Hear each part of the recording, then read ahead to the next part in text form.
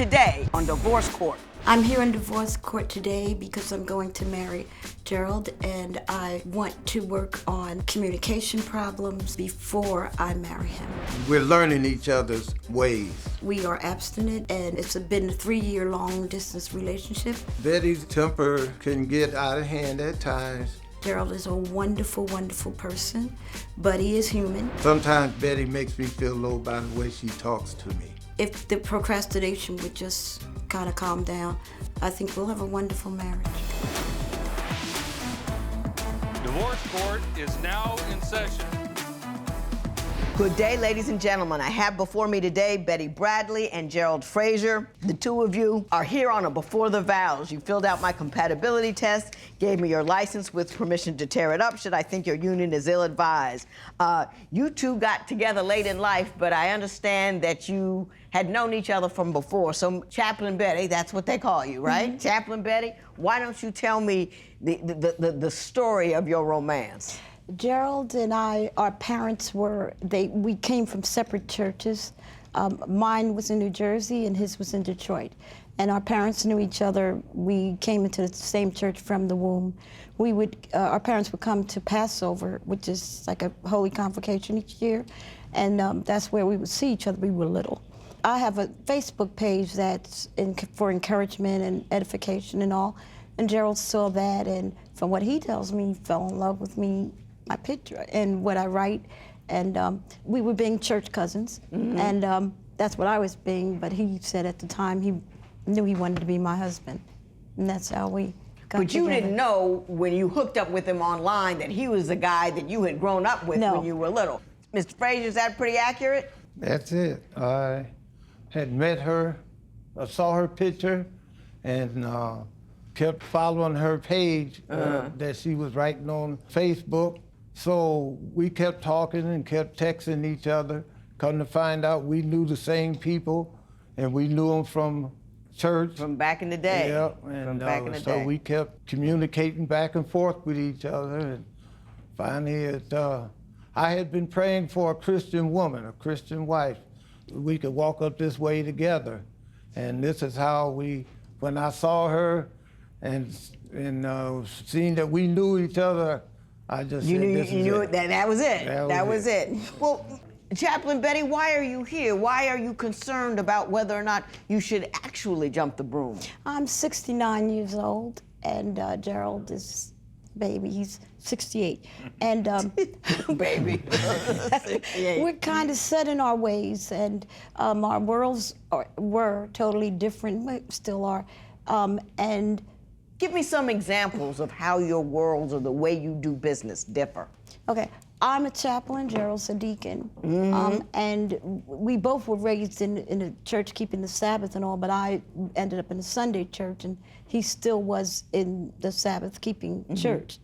And I'm also, I'm degreed and he's not. And, you know, and being a chaplain, my position is higher than his, and that kind of thing. And there was a lot of things that I would say, speaking to my friends, and, you know, the way I talk, he didn't quite understand.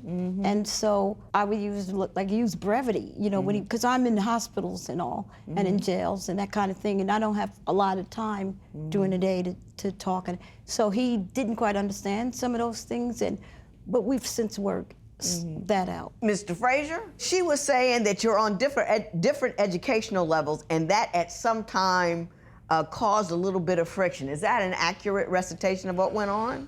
Yes, ma'am. Certain ways that she's been accustomed to living and certain ways that I have. And so we would kind of hassle back and forth with each other. Well, give me an example of something you would hassle over. Overwhelmed. When I had it in my mind that overwhelmed was when a person is happy, you know, and that they really but when she would tell me she's overwhelmed, she was talking about it being in a low stage. Yeah. And so we would kind of hassle out about that, you know, and so y'all fighting over the word overwhelmed. Yeah. And it's pejorative meaning, but it's like, I'm overwhelmed with joy or just overwhelmed by circumstance. Yeah. Like Who won that one? Well, she did. Yeah, okay. But the brevity, she was telling me that, you know, how you use your words, cut your words down. And so when she told me that, it's like you get the attitude where, man, you know, am I going to be able to cope with this, you know, because she's knowing words and saying words to me that I don't quite understand. Right. But as time went on, she has taught me. And Did you get the feeling that she was trying to adjust who you are or mold you a little bit because she wanted you to be a little bit more like her? Not like her, but Kick your game up a little bit. Yeah. It's like taking the ghetto out to you. You know? I never said that. Deacon Frazier says you're trying to take the ghetto out of her. No. Is that true? No. He was speaking in his church and he wanted to learn how to teach and all, teach the Bible and all. And I was saying use brevity, but also enunciate and use a little cadence. He was asking for my help. So I was giving him, you know, because I love Gerald. You told me I'd watch you twice a day, every single day, other than weekends. And I also I counsel with relationships and all, and I use a lot of your stuff, almost everything. And you told me to when you get a man, I'm paraphrasing. You get who you get. This is who he is. You get the man you pick, not the one you hope you'll there become. You go. That one. Yeah. Okay. And so I took that to heart, and that's exactly. I love who he is. I love who he is. But when you're asking me to help me out, and he has grown tremendously. He really has. But you can't complain about something you're asking me to do. Right. Exactly. Did it get on your nerves a little bit? Did she know when to stop correcting and adjusting? Did she know when to call it a day?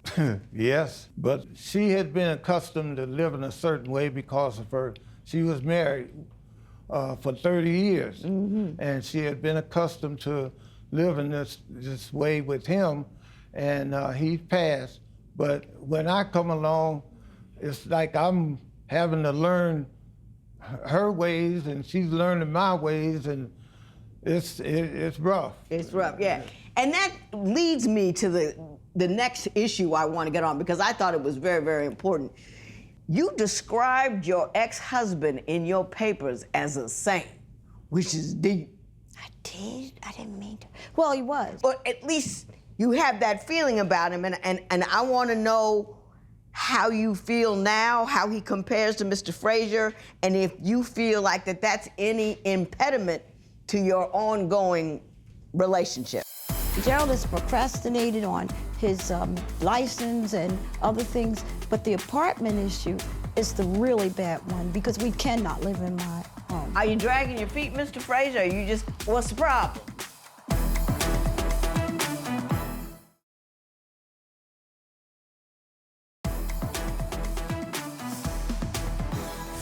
Chaplain Betty, why don't you tell me a little bit about your 30-year marriage, because that really changes and redefines who you are. It was practically perfect. I was bedridden for totally bedridden for 15 of those years of the marriage, and had to depend on him to do everything for me, to lift my head, and to fix my hair, to do everything for me, to dress me. And then I was in a wheelchair for 12 of those 15 years. And this man, I begged him to divorce me because I was dying. And I knew that it wasn't fair to him. And he stuck in there and took care of me and my children and my grandchildren and my great-grandchildren, helped raise them. And I see a lot of similarities in Gerald. He would do the same thing for me. I know he would, because Gerald took care of my mother 3 or 4 times and was willing to marry me knowing we would have my mother. He's one of the most fantastic persons I know. But Gerald is totally different than Norman, and I like it that way. And when I met Gerald, I was still grieving, even though it was 12 years. Mr. Frazier, do you feel at all compared to her ex-husband? Because he sounds like a wonderful dude, and I mean, you're not in competition with him, clearly, but sometimes maybe you feel like you're in competition with the memory of him? Well, I know The first time we had met, we went to a restaurant, and I asked her, well, it's for our engagement party, and they were going to give the engagement party at a restaurant. So I asked her a question, how much is the cost going to be? She said, oh, we don't worry about the cost. Our family just goes on and pays whatever it may be. Well, I got upset because I felt like, why am I going in here not knowing what I'm going to have to pay for, where she said they don't think about it. So we hassled out about that. Now, Chaplain Betty, did you do that? I mean, I don't care how much money you have. You ought to know how much stuff costs. Gerald is extremely cheap. And I admit I'm extremely extravagant, but I think that we're going to balance. He is extremely, and I think that we're going to balance that out, though, because I do need to pull back. No, what it really was is that we were originally supposed to go to. Well, let's not get all into the details of what restaurant you went to. My understanding is that you have a problem that he's procrastinating, and that he won't get an apartment so you can get married because you don't want to start your new life in a house where your old life was. Tell me what the problem is there. Yeah, my husband died in the tub there. And we have 30 years of memories there, but I want to make new memories with Gerald on our own, and it'll just be our So memories. what's he not doing? The original plan, we were supposed to get married in June, and he was supposed to have been in Kansas City, because he lives in Detroit, and I live in Kansas City. He was supposed to be there at least 2 months prior to our wedding, get an apartment, and because there's plenty of them there, and we were supposed to move right into it. Gerald has procrastinated on his license and other things, but the apartment issue is the really bad one, because we cannot live in my home. Are you dragging your feet, Mr. Frazier? Or you just, what's the problem? Well, I'm not accustomed to moving from state to state. And when I had asked her, when she had said something about finding an apartment, I felt as though she could find out more so than me, because I have never been there. Been there, and that's her territory. Yeah. She knows it. Yeah. She's got it together. Yeah. That sounds rational to me. Your Honor, I bought my very first house at 21 years old. I have not lived in an apartment or gotten one since I was 17. I've only bought houses. I don't even know how to rent or get an apartment. And I did look and look and look, and even gave them Now, to Chaplain Betty, I'm gonna call you on that one. That's ridiculous. I'm telling you, I haven't had an apartment since I was a little person, but it's very easy to figure it out. You go over there, you title over there, you get a lease. Okay, it's not that hard. When I tried to do it, I did do it, and I was asking other people that had done it. I didn't know about the fee and the this and the that and the other, but I learned. And then I told him, but they wanted him to come there and fill out the application and do all that, this other stuff. I even found a person that would waive that and email it and let me do it that way, and Gerald still wasn't ready. My understanding is that you believe that his family hates you, and I want to talk to you about that. I understand you think she needs anger management. Well, at times I get kind of hard-headed, but when she tries to tell me things or we don't see eye to eye, she gets upset with me. Do you believe you need anger management? How would you feel if your partner constantly compared you to their late spouse? Tell us what you think at facebook.com/Divorce Court. Divorce Court will be right back.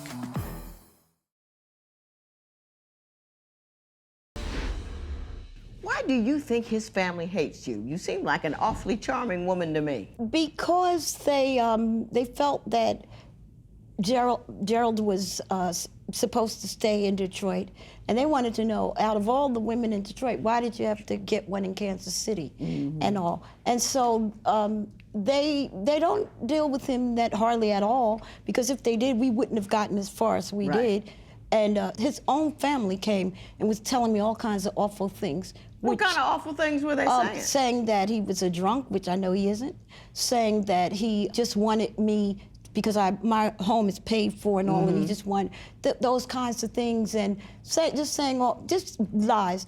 And let's let Mr. Frazier talk a little bit. Now, Yeah, give him some room to breathe. Yeah, Mr. Frazier, what was your family saying to you? They wasn't saying it to me. They were saying it to her. And I couldn't believe that they were going back saying these things to her about me when I was younger, how I used to drink and go here and do different things. And I was like, why would they come to her and tell her these things? Something from 5 decades ago. Yeah, and trying to kill her spirits from talking to me. And then they would say, oh, you spending more time with her than us. But I've been there in the city for years, and I can't hardly get them to come by. Come by and see you. No, no. After a certain age, they don't drop by no more. Yeah. They leave you alone until you break, and then somebody has to take you. I understand you think she needs anger management.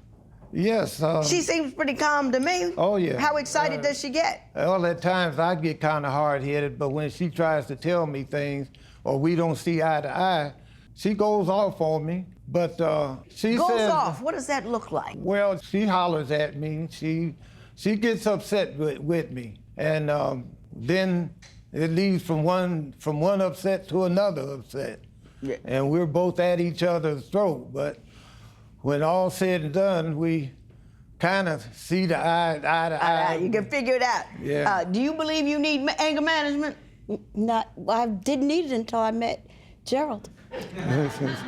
But no, Gerald yells. He gets, he doesn't mean it, but when he gets excited or he's loud. He's very defensive and all. And I tell him, I love you. I'm going to deal with whatever it is. You don't have to be defensive with me. But he yells, and I don't speak loudly, never. And I can't stand the yelling. It makes me sick. It sounds like you're the one that needs He anger does. management, not her. Yeah. And Well, the way she describes it, but I'm going to leave you. I looked at your compatibility test, and I'm going to say a few things, and then we're going to call it a day. What would you do if someone asked you to marry them after only chatting online? Share your opinion on Twitter and Instagram at Divorce Court. Divorce Court will be right back.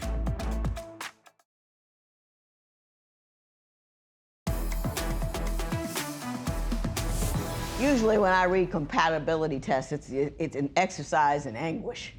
You know, it's just this nonsense and silliness and foolishness. And you guys wrote the most beautiful stuff to the most mundane of questions. I mean, it was like, this is what I will give my intended spouse: love, joy, peace, and happiness. I will work together with him. You know, I mean, it was just fabulous. Even when I asked a question about cheating, and you said, I'm not interested in that. I am devoting my time to my wife. The reason why I'm getting married again is I want to put all my time into her. I mean, woo! I mean, all of it from both of you was just fantastic and wonderful and lovely. Now, Mr. Frazier, you know, you seem like you're doing all right, but you got no time to waste. Do you understand what I'm telling you? You know, I mean, I'm just saying. That's what I'm saying. The clock is moving. yeah. And it's not falling in your direction. So if what I would do if I were you was go ahead on, you know, figure out the lease, make that move, don't listen to your family because they ain't coming by to see you no way. Get this marriage certificate and go on and marry that woman. Best of luck to both of you. You are great. Thank you. I do need to work on my anger. And I do need to be a little bit more patient with you, but I do want you to move it up a little bit. Well, I'm gonna try my best to step things up and to be the person that I should be, and that I'll get to stop procrastinating and go on and do it. Oh, you are.